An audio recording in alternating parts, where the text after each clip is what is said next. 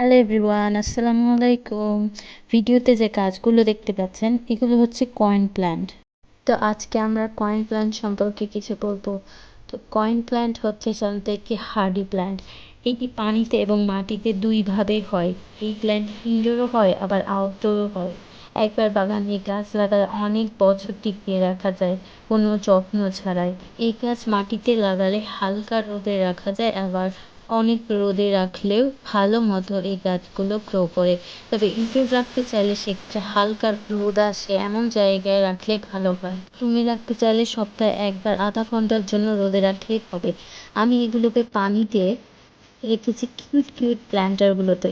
পানির মধ্যেও বেশ ভালোভাবে গ্রো করে, তবে এগুলোকে সপ্তাহে একবার পানি চেঞ্জ করে দিতে হবে, তবে বেশ ভালোভাবে গ্রো করবে।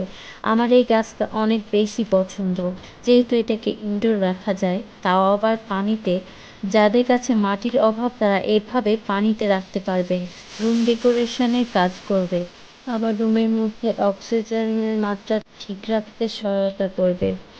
আবার কয়েন প্ল্যান্ট দেখতেও অনেকটা আর্টিফিশিয়াল প্ল্যান্টের মতো, যার কারণে এটি রুম ডেকোর হিসেবে একদম আদর্শ একটা গাছ।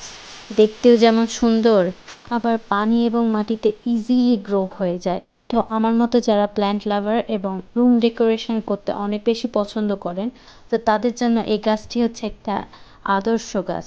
তো আজকের মতো এই পর্যন্তই। ভালো থাকবেন সবাই। দেখা হবে নতুন কোনো ভিডিও নিয়ে। আল্লাহ হাফেজ।